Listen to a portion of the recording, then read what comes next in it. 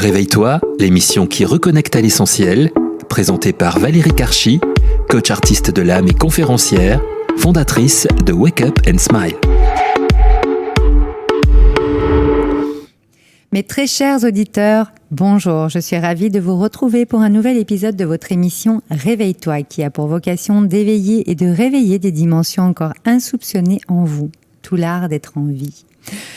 Aujourd'hui, j'ai l'immense plaisir d'accueillir dans nos studios parisiens un ami canadien qui est déjà passé par là il y a quelques semaines, un homme de cœur, authentique, avec un sourire si lumineux qu'il apaise notre cœur en quelques secondes. Je suis vraiment très heureuse d'accueillir ce conférencier enseignant international.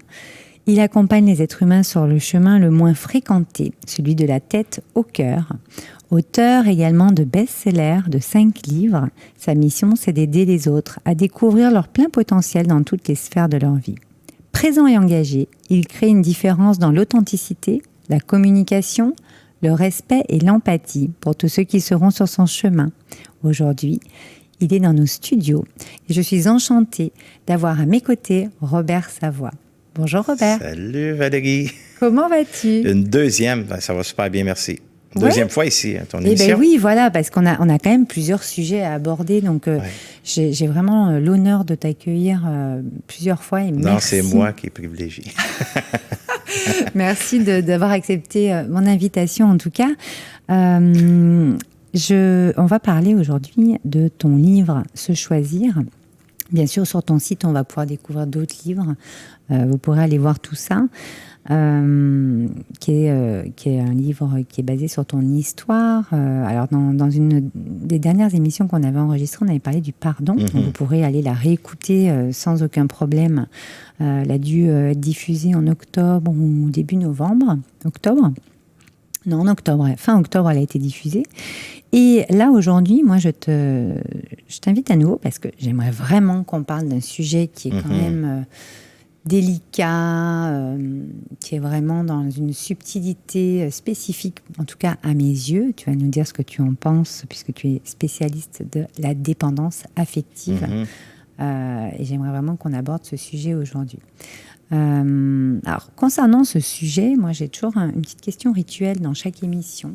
Je vais te la poser. Je te l'ai déjà posée la dernière fois, mais je pense que tu ne vas peut-être pas me répondre la même chose aujourd'hui ou pas, je ne sais pas, concernant quel a été ton plus beau réveil vis-à-vis de la dépendance affective. C'est-à-dire, comme toi, tu l'as vécu, quel a été ton plus beau réveil? Donc, tu as compris que le principe de l'émission, on joue avec le R. C'est de se lever à côté de sa conjointe, puis quand elle a ton gilet sur le dos, qu'elle a dormi toute la nuit avec.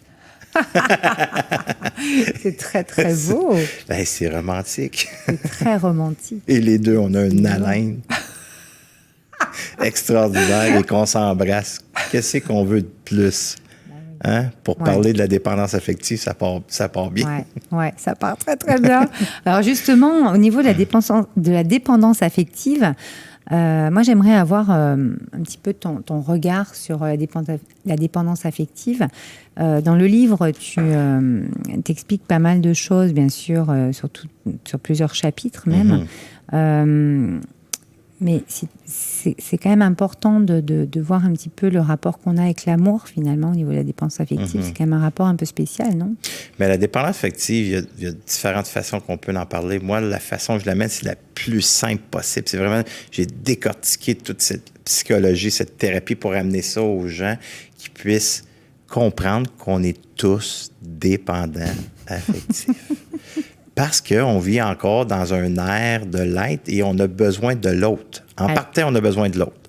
On ne peut pas se placer sur une île seul pendant des années parce qu'on va devenir fou. Et oui, je suis un Québécois. Alors, la dépendance affective, c'est qu'est-ce qui arrive? C'est que dès notre naissance, on a été dorloté, lavé, nourri, changé. Et ce qui est arrivé au fur et à mesure qu'on a grandi, c'est que nos parents n'ont pas toujours répondu à nos besoins fondamentaux. Et ces besoins-là, c'est quoi? Le besoin de sécurité, besoin d'amour, besoin de lien d'appartenance, besoin de créer et besoin physique. Alors, en n'ayant pas répondu à tous ces besoins, aujourd'hui, on a grandi d'une façon qu'on s'est défendu, qu'on a mis des croyances et des façons de faire pour justement se défendre, pour ne pas ressentir ce qui est à l'intérieur de soi. Alors là, je tombe dans la dépendance affective, avec des phrases préconçues. Bien, pour donner une idée, combien de fois qu'on va répondre aux besoins de tout le monde? OK, pour les auditeurs qui écoutent, écoutez bien ceci. Combien de fois qu'on va répondre aux besoins de tout le monde et quand vient le temps de répondre à ses besoins à soi, on n'a plus le temps. C'est vrai.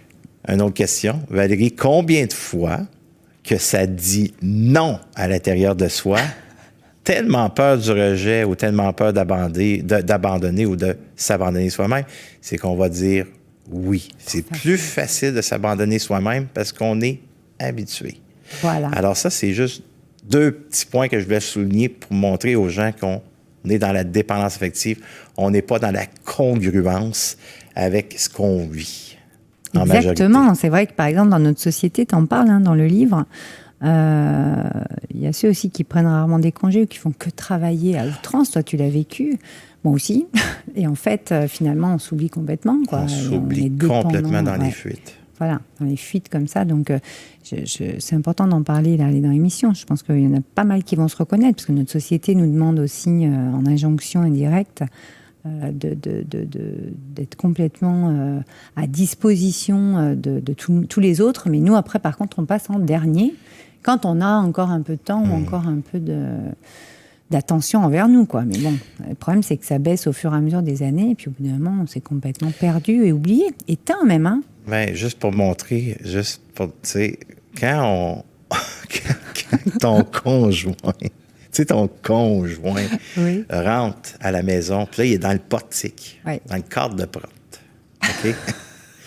Et là, tu regardes ton conjoint, et là, tu regardes le meuble juste à côté, et tu regardes ton conjoint, tu regardes le meuble, et il n'y a aucune émotion. Oui.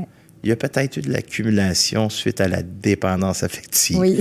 Ça ne veut pas dire qu'il n'y a plus d'amour pour lui, mais l'accumulation fait en sorte que c'est la dépendance affective qui va faire ça. Parce que, comme j'ai mentionné, on se défend avec des phrases préconçues pour ne pas ressentir ce qui est là. Et là, c'est là que toute la gamme de personnages va prendre position pour ne pas vivre ce qu'on doit vivre dans le ici-maintenant, au moment présent. Et ça, c'est souffrant. Et cette souffrance, mais ce qui se passe, c'est que là, je me défends. J'ai des phrases que je vais mentionner qui ont déjà été construites parce que inconsciemment, ça a été mis là en place. Parce qu'une croyance va faire en sorte que je développe une attitude. Et cette attitude-là, la croyance, vient s'installer dans l'attitude. Alors, les deux sont ensemble. Et là, je viens de créer un événement, je viens de créer une façon de fonctionner et ça, c'est préconçu. Et là, je ne ressens plus. Bien des gens qui me disent, Robert, comment est-ce que je fais pour ressentir l'abondance? Comment est-ce que je fais de ressentir la gratitude? Il n'y a pas 1 million de moyens. C'est juste d'être vrai avec soi et de vivre le moment présent et de nommer ce qui est là pour se libérer de ces charges émotionnelles. Si on ne fait pas ça, on ne pourra pas ressentir. Moi, je connais des gens qui écrivent 50 gratitudes à tous les jours. Et je leur pose la question. C'est correct de changer son mindset pour avoir des pensées positives. C'est bien. Mais est-ce que tu es capable de les ressentir? Oui. Ça, c'est 2 choses. Autre chose, oui, effectivement. C'est correct d'avoir un mindset, de savoir ce qu'on veut, de savoir où est-ce qu'on s'en va, puis de focusser dessus. C'est important. Mais par contre, qu'est-ce que je fais de qu'est-ce que je ressens à l'intérieur de moi? Et c'est là qu'il est important de s'arrêter puis de se poser la question, qu'est-ce qui est là qui m'empêche d'atteindre justement ce plein potentiel? Alors pour moi, aujourd'hui, Valérie, quand je mets un objectif, et c'est ce que j'enseigne à les gens qui viennent me voir, quand on met un objectif en place, la seule raison pour moi, dans une simplicité, sans rentrer dans toute la théorie, quand je mets un objectif en place, c'est parce que je sais que ça va me faire vivre des émotions. Ça va éveiller mes peurs. Il va falloir que je demande de l'aide. Il va falloir que je fasse des téléphones. Il va falloir que j'ose me laisser aider. Oui.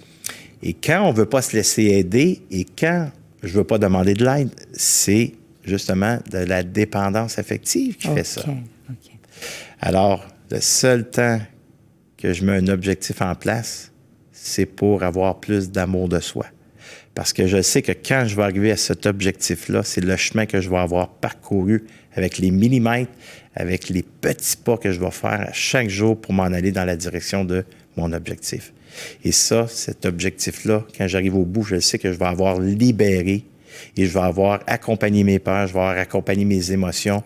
Et ça va me faire vivre des expériences que je vais pouvoir libérer pour arriver à l'amour de soi davantage. Okay. Et donc, cet objectif, finalement, comment on le définit? Est-ce que c'est juste en suivant la vibration de son cœur, en étant authentique, vrai avec soi-même, dans sa vérité? Parce que forcément, chacun a sa vérité.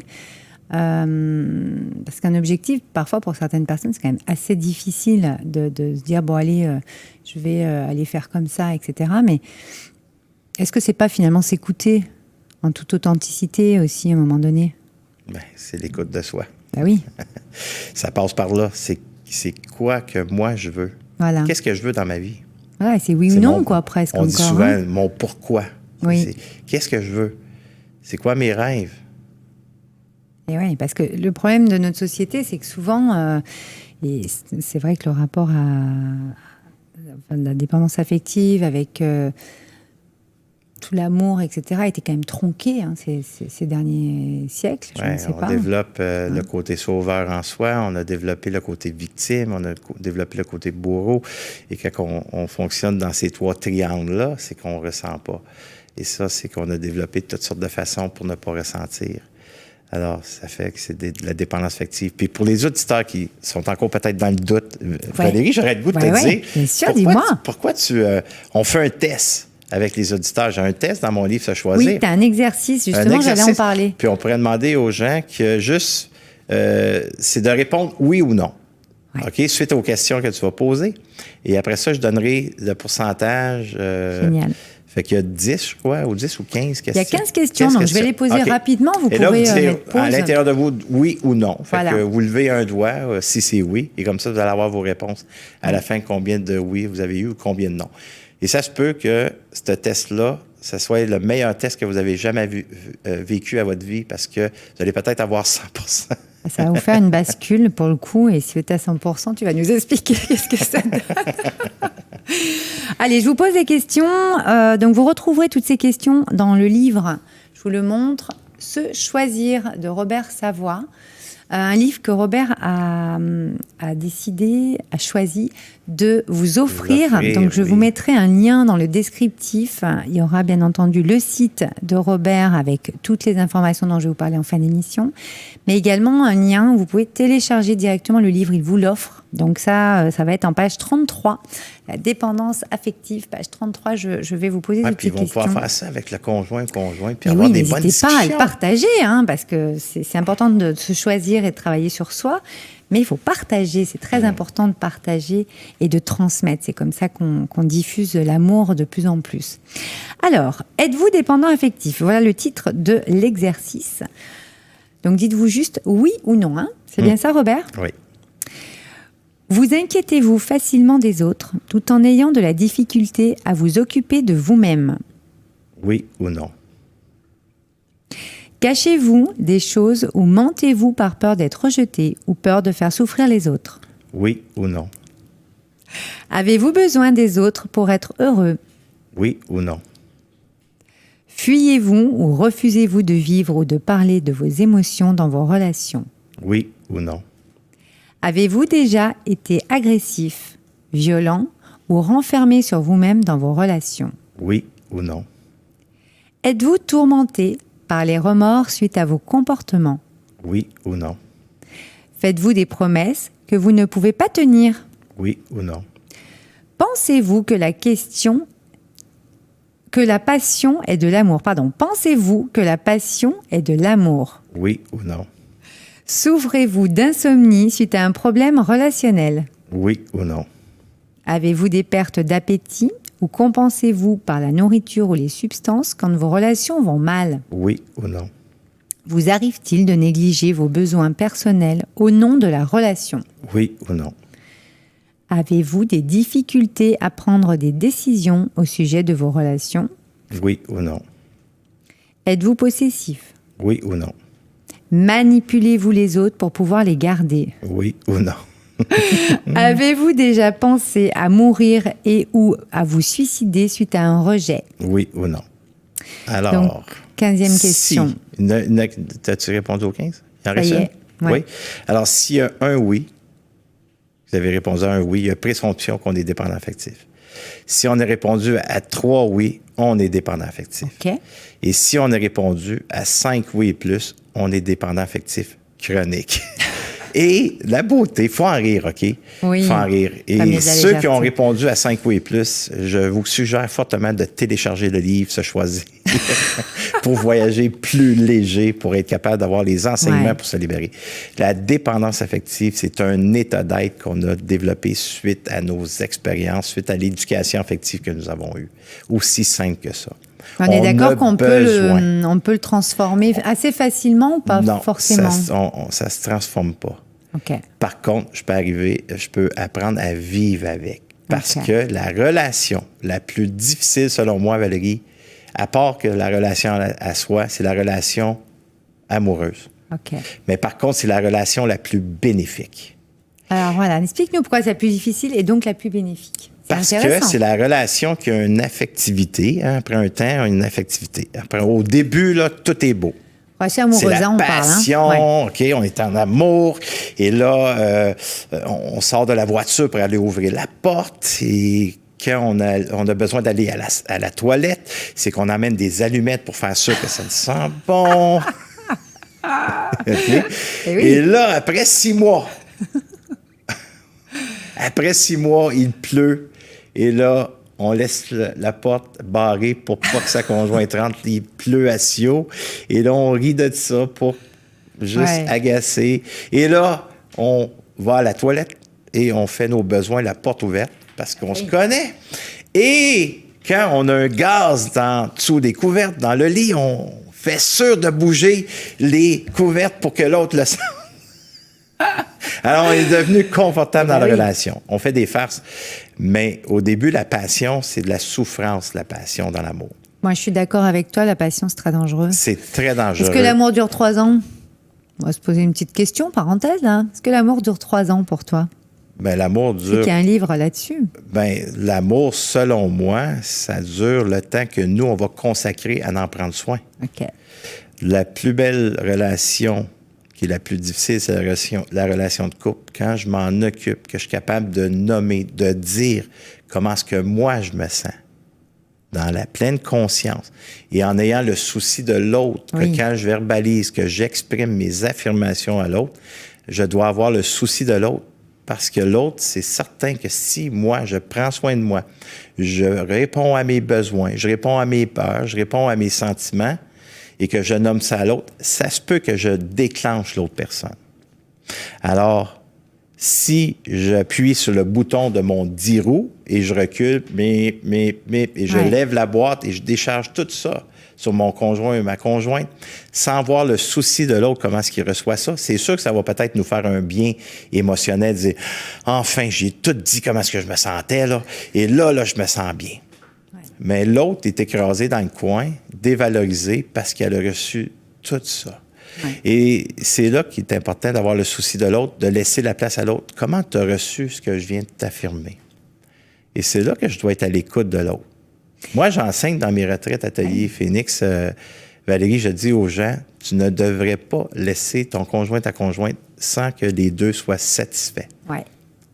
C'est vrai. Et c'est sûr que s'il y en a un des deux qui veut rien savoir, qu'on ne peut pas lui parler, ils veulent pas entendre, OK, là, vous avez été jusqu'au bout de qu'est-ce que lui peut aller. Alors, parfait, on peut quitter.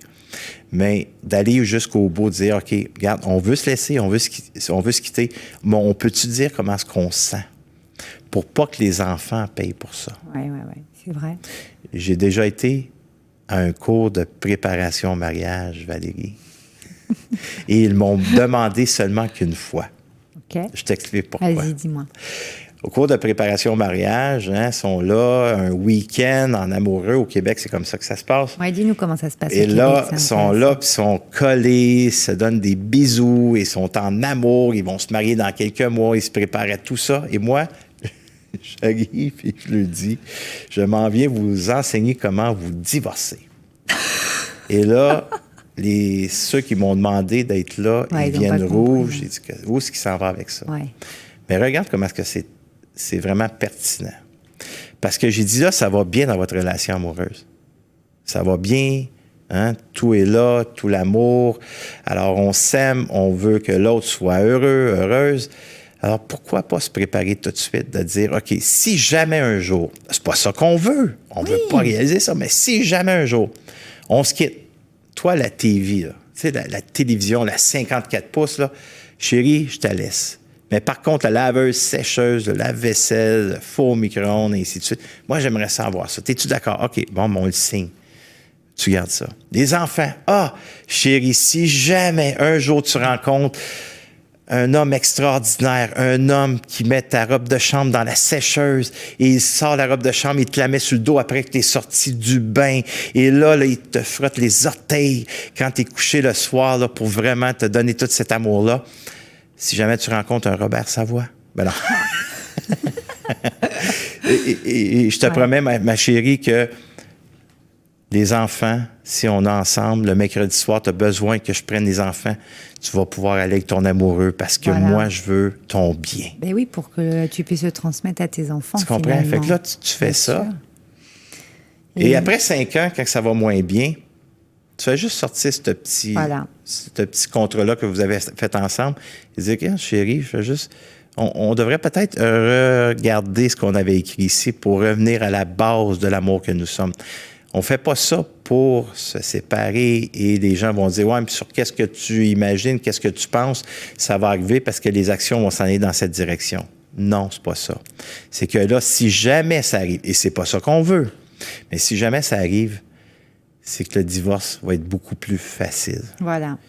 Et moi, si ça serait à refaire aujourd'hui, que ça soit un mariage où je m'en vais rester avec mon conjoint, ma conjointe, bien, je dirais à ces personnes-là, avant d'aller vivre ensemble, vous devez passer par des retraites, des ateliers, pour aller apprendre à vous connaître. C'est ça. La conscience de soi.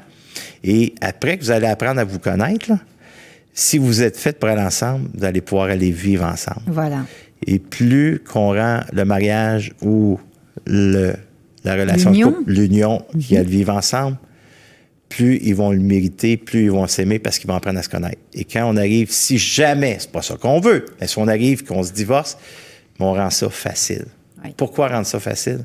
Pour ne pas que les enfants payent pour ça. Exactement. Parce que bien souvent, j'entends dans mes retraites ateliers que quand il y a une séparation, l'enfant paye beaucoup. Le parent, le père ou la mère disait à l'enfant, là, tu dirais à ton père là, qu'il lave ton linge la prochaine fois avant de t'apporter ici. Bien là, tu dirais à ton père qu'il n'a pas payé sa pension. Là, tu dirais à ta mère, là, franchement, là, que, tu sais, je voulais t'avoir avant. Tu peux, tu sais, dire que la prochaine fois, qu'elle vienne te porter un peu avant. Fait que là, l'enfant est pris entre les deux. Et c'est l'enfant qui paye pour ça. Complètement. C'est vrai ce que tu dis. Et c'est là que ça fait qu'on développe de la dépendance affective davantage. Bien sûr. Alors, je ne sais pas si ça a du sens pour vous qui écoutez présentement ou pour toi, Valérie. Si, ça a beaucoup de sens parce qu'en fait... Mais moi, je peux te dire dans mes enseignements... Oui, ça a beaucoup de sens, Robert, parce qu'en fait, c'est important de s'éveiller quand on se marie ou quand on divorce, pour le coup. Parce qu'à un moment donné, cette ouverture d'esprit, cette ouverture de conscience, moi-même, je l'ai vécu il y a 7 ans maintenant, donc ça commence à faire un moment, mais il m'a fallu des années pour comprendre ce que tu es en train de dire là. Et je pense que c'est important d'en parler aujourd'hui parce qu'effectivement, on est tous un petit peu dépendants affectifs quand même sur les bords. Il faut quand même dédramatiser ce sujet aussi. Pas, à un moment donné, c'est pas une tare. On et c'est est pas très des grave. êtres humains. On voilà, n'est pas des extraterrestres. On est des êtres humains, on est des êtres créateurs d'amour, effectivement. Donc, c'est justement, comment on est des êtres créateurs, c'est important de diffuser l'amour de différentes façons. On nous l'a enseigné, transmis en tout cas d'une certaine façon à mon goût. On est des générations qui voyons bien qu'il y a des choses où on arrive à des limites aussi. Ben, c'est facile aujourd'hui de dire « Ah, ça va plus, je prends mes sacs verts, je vais aller chez la voisine, chez le voisin, il me plaît. » Voilà. Il faut aller plus loin que ça. Moi, quand ils viennent, les gens... C'est ça qu'il faut travailler sur soi, c'est ce que tu disais tout à l'heure, parce qu'en fait, dans les générations précédentes, alors, il n'y a aucun jugement négatif, positif, autre, c'est juste une constatation. on devait rester toute sa vie ensemble. Enfin, je veux dire, on n'avait pas le choix. Donc, en plus, alors si en plus on était présenté ou marié de force, c'est encore autre chose. Là, c'est encore un autre sujet. Mais je veux dire, on se contentait d'eux. Donc, nous, c'est vrai que maintenant, on choisit la personne avec qui on a envie de vivre. On a quand même cette liberté-là, cette liberté de choix. Donc, se choisir, mais aussi choisir donc l'autre, la relation avec laquelle on va la personne avec qui on va évoluer, etc. Parce que c'est une vraie évolution, bien entendu. Le couple, comme tu dis, c'est une vraie expérience. L'expérience du couple n'est pas facile parce qu'effectivement, il faut savoir équilibrer le fait de se respecter, s'écouter suffisamment, mais aussi respecter et écouter l'autre. Donc, en fait, c'est un va-et-vient constamment. Ben oui, et parfois, on est dans un cercle vertueux, parfois, on est dans un cercle vicieux, moi, j'ai envie de dire. Et c'est vrai que quand on ne prend pas le temps de, comme tu disais, de se connaître, de bien se connaître, c'est ce que tu fais dans tes retraites et tes ateliers. Et merci et profonde gratitude. T'es gentil, Valérie, tu sais, puis Robert. Puis je suis pour la relation de couple, pour les gens qui écoutent, là. Les gens qui viennent dans mes retraites ateliers, je le dis, s'il y a de l'amour gros comme comment est-ce que je pourrais dire pour les gens qui sont visuels, gros comme un 2 euros. Hein? Oui, oui. S'il y en a gros comme ça, ici, en libérant tes expériences de vie, tu vas sortir d'ici que ton amour pour ton conjoint, ta conjointe va être gros comme un ballon. Et voilà, ça va s'expanser. Ça va s'expanser parce que tu vas libérer les non-dits. Voilà. Et tu sais, je donne un exemple clair et précis. On va conter une histoire. Un beau samedi soir, là, ta belle famille s'en va souper chez toi. S'en va dîner. On dit dîner ici en Europe. Oui. Non, et là, à la fin, c'est le temps de ramasser et de faire la vaisselle. Et là, toi, tu es à faire la vaisselle. Et là, tu dis à ton chéri, « Chéri, est-ce que tu viendrais faire la vaisselle avec moi? Juste essuyer, s'il vous plaît. » Et là, ton chéri dit, « Ben, quand ta famille, elle vient, là, je la fais tout au complet, la vaisselle. Est-ce que tu pourrais la faire? » Et là, toi, ça fait, tu sais, il y a un petit pincement là, qui s'éveille en toi. Et là, ça fait, mon sein, s'il vous plaît. Et là, attends, là, tu gardes le sourire parce que tu veux pas, c'est sa famille à lui, tu veux pas. Et là, le lendemain, là, tu te réveilles, mais lui, il est descendu avant toi, et là, tu te réveilles, là, je descends en bas, je vais aller le rejoindre. Et là, tu arrives où est-ce qu'il est. Et là, il t'a fait un beau petit déjeuner avec des fleurs qui étaient cherchées à l'épicerie parce qu'il y avait le souci de toi pour tout ce que tu as apporté dans la veille. Et là, tu regardes tout ça avec la boîte de chocolat suisse. Et là, tu dis, je ne suis pas pour le dire, tout ce qu'il m'a offert, je vais me taire. Oui. Et là, ce que ça fait, je viens de garder un non-dit en dedans de moi. Et ça, c'est d'acheter la paix. Et ces non-dits-là, fait que c'est la dépendance affective. Et ça, j'accumule. Et après un certain temps, comme j'ai dit au début, je regarde mon conjoint rentrer et je regarde le meuble et il n'y a plus de différence. Oui, c'est pas l'amour. C'est pas l'amour qui est plus là. C'est juste l'accumulation. Oui. Et c'est se respecter que de pouvoir exprimer, sinon ça s'imprime, comme on dit. Ça s'imprime et voilà. tu as tellement raison. Alors voilà. Alors c'est vrai que tu, dans le livre Se choisir, à la fin, dans la conclusion, tu as les vraies valeurs de la vie. Tu partages différents petits textes très très beaux pour des mots spécifiques. J'ai envie d'en lire un là pour un petit peu éveiller votre conscience. Le jour où je me suis aimée pour de vrai, j'ai commencé à voir l'abus dans le fait de forcer une situation ou une personne dans le seul but d'obtenir ce que je veux, sachant très bien que ni la personne ni moi-même ne sommes prêts et que ce n'est pas le moment. Aujourd'hui, je sais que ça s'appelle le respect. J'en dis un petit deuxième. Le jour où je me suis aimée pour de vrai, j'ai commencé à me libérer de tout ce qui m'était pas salutaire. Des personnes, des situations, tout ce qui diminuait mon énergie. Au début, ma raison appelait ça de l'égoïsme. Aujourd'hui, je sais que ça s'appelle l'amour de soi. On va finir cette émission sur ce sujet, c'est que la dépendance affective, on parle beaucoup d'égoïsme. Pour le coup, dans notre société, cette personne est égoïste parce qu'elle a pensé à elle de prendre ce temps-là où elle a dit non, de ne pas venir à cette soirée parce qu'elle était fatiguée, avec une grosse semaine ou autre. Ça nous arrive à tous, où justement nous avons un petit non qui arrive. Quand on nous le propose, c'est pas l'envie de voir la personne qui nous manque, il n'y a pas de souci. On a envie de voir la personne, on l'aime quand même, ça ne change absolument rien. Par contre, à ce moment-là, on est fatigué, on n'a pas envie, c'est pas contre la personne ou la situation, c'est que nous-mêmes, dans notre état interne, on a ce sentiment-là, cette intuition qui nous vient, et souvent, on ne l'écoute pas. T'es d'accord? Je suis d'accord. Si on veut se faire choisir, on doit se choisir avant tout. Voilà. Et on ne sera jamais assez égoïste à prendre soin de soi. Et si on est dans des relations, qu'on est toujours habitué de donner, et là que vous commencez à vous choisir, à commencer à dire non, ça se peut que je déclenche l'autre.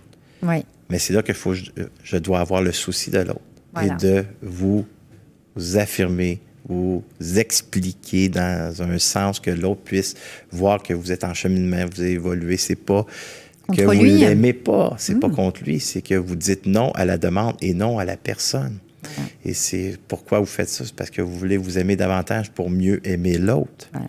Pour donner davantage. Si les gens ne peuvent pas comprendre ça alentour de vous, c'est à vous de vous poser la question. Est-ce que c'est vraiment des relations qui sont là, que c'est du gagnant-gagnant, ou c'est des relations que je fais juste donner? Votre environnement vous nourrit directement, donc c'est vous qui faites le choix. Vous choisissez, certes, mais vous faites le choix de l'environnement que vous avez au travail, perso, pro, etc. Donc forcément, moi j'aime à dire que notre société finalement confond le mot égoïsme et le mot égocentrisme. Parce que quelqu'un qui est égocentrique, effectivement, il va être dans son ego, il va penser vraiment qu'à lui. Là, ok. Mais je crois qu'on confond, en fait, notre société, on confond le mot égoïsme et le mot égocentrisme. C'est-à-dire que être égoïste, c'est justement avoir la sagesse et le respect envers soi, de s'écouter finalement. Ce qui fait que toute l'énergie et le grand respect qu'on va se mettre, l'amour de soi qu'on va mettre en soi à ce moment-là, va faire qu'on va pouvoir, en allant se reposer, en allant lire un livre, parce que c'est ça qu'on a envie de faire d'un instant calme à ce moment-là, et pas d'une grosse fiesta avec ses potes, etc. Chacun a ses rythmes, donc ses cycles, a besoin des fois d'être au calme, alors que ton pote a envie de faire une méga fiesta, ou ton mari, ou quoi, ou ta femme. Mais à un moment donné, le fait de vraiment se donner cet amour de soi, d'être un peu égoïste, en fait, ça permet de le redéployer bien davantage, je pense, ensuite. Et voilà, tout est dit. Voilà. Donc, écoute, je pense qu'on va... je vais te poser une petite question sur ce sujet-là, une petite question rituelle de l'émission, et puis après, je parlerai de ton actualité, avant de terminer l'émission. Moi, j'aurais envie que tu nous donnes une inspiration pour avoir le sourire, pour garder le sourire quand on sent qu'on est en dépendance affective, pour arriver quand même à dépasser les petites étapes ou les choses qu'il faut. Donc, tu en parles très très bien dans le livre. Je vous conseille de lire le livre. Vous allez avoir énormément de clés. Merci encore de nous l'offrir. Mes très chers auditeurs, vous avez vraiment beaucoup de chance. Donc, prenez au vol, recevez, comme on dit, c'est bien de donner, mais c'est bien de recevoir aussi, de s'autoriser à recevoir. Oui. C'est important aussi. Voilà, comment on peut garder le sourire, comment on peut avoir le sourire, même en étant un peu en dépendance affective, comment on peut arriver à dépasser ça? C'est de dédramatiser les expériences. Ayons un peu plus d'humour dans nos relations. Puis de l'humour sain, là, sans rire de l'autre, tu comprends? La légèreté. La légèreté, sourire, être moins sur le pilote automatique. Et en bon québécois... Vas-y, dis-nous. Tu l'entends? C'est décoincer la carotte. Qu'on dit ici le balai. On se prend trop au sérieux. On se prend trop au sérieux et on perd l'humour parce que tout doit être sérieux, tout doit être parfait. Alors, c'est juste dédramatiser les situations, les expériences qu'on vit pour arriver à avoir le sourire avec l'autre. C'est très intéressant, Robert. Merci beaucoup. Alors, au niveau de ton actualité, tout au long de l'année, là, et puis de 2020 également, il va y avoir tes retraites, ateliers. C'est vraiment des véritables stages très, très complets, donc qui sont nommés Phoenix. On a vraiment toutes les dates sur ton site, robertsavoie.com. Toutes les dates sont là, dans les 4 coins de l'Europe, pour vraiment desservir toute l'Europe, la France au complet. Non, mais alors, allez-y, foncez. C'est en petit groupe, c'est comment? C'est 2 jours et demi, de vendredi soir au dimanche. Et Valérie, c'est le plus beau cadeau que l'être humain peut se faire parce que tout est à l'intérieur de soi. Et quand je libère ces charges émotionnelles, bien, c'est sûr et certain que je suis dans le pouvoir de l'amour de soi. Et puis, plus que je suis là, plus que je peux être en amour avec l'autre. Magnifique. Et ils ne rentreront pas les mêmes, finalement, de cette retraite-là, je suppose. Ils ne rentreront pas les mêmes de cette retraite. Il y a un avant la retraite Atelier Phoenix et il y a un après. Voilà. Et c'est garanti. C'est ce qu'on dit. Écoute, pour le mot de la fin, je vais le laisser pour toi. Qu'est-ce que tu as envie de nous dire finalement pour terminer cette émission? J'ai juste le goût de vous dire que je vous aime. Merci, nous aussi on t'aime très très fort. Alors je vais vous laisser, on se retrouve la semaine prochaine. Merci beaucoup Robert. Merci Valérie, merci à tous les gens qui ont été là. D'être venu nous partager ta vision de la dépendance affective. J'espère que ça vous aura aidé et je vous dis à la semaine prochaine. Au revoir. Au revoir. Réveille-toi, l'émission qui reconnecte à l'essentiel, présentée par Valérie Karchi, coach artiste de l'âme et conférencière, fondatrice de Wake Up and Smile.